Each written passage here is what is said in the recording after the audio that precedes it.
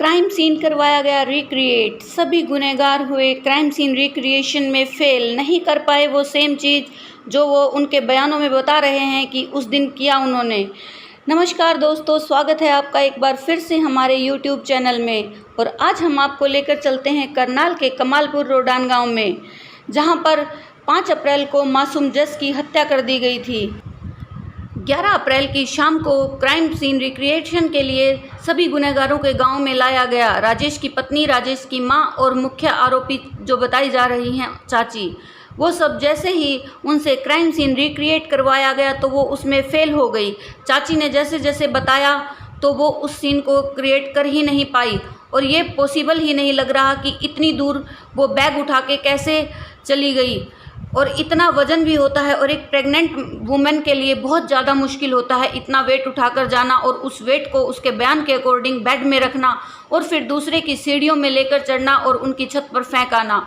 और उनके घर की जो दूरी है वो इतनी कम भी नहीं है कि इतनी भीड़ होते हुए, इतनी पुलिस होते हुए, घर वालों के होते हुए वो वहाँ पर उस बैग को रख आई हो।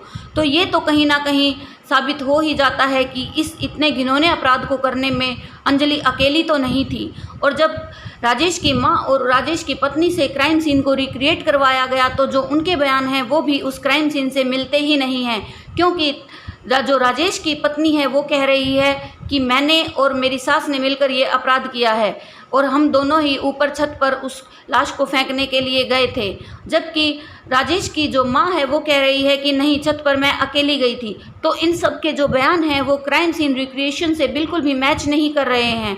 पुलिस ने गुनहगार को पकड़ने के लिए इस सीन को फिर से रिक्रिएट करवाया था, पर पुलिस भी अब इस मामले में इस गुत्थी को उलझता हुआ देख रही है, क्योंकि जो भी ये बयान दिए जा रहे हैं वो सब क्राइम सीन रिक्रिएशन से कहीं भी मैच ही नहीं कर रहे हैं। इस मामले के ताज़ा अपडेट को जानने के लिए देखते रहिए हमारे चैनल और लाइक कीजिए, सब्सक्राइब कीजिए और ज़्यादा से ज़्यादा शेयर कीजिए, ताकि इस इतने बड़े अपराध के पीछे जो भी गुनहगार हो उसे सज़ा मिल सके और उस मासूम जस को इंसाफ मिल सके। जानने के लिए जुड़े रहिए हमारे चैनल के साथ।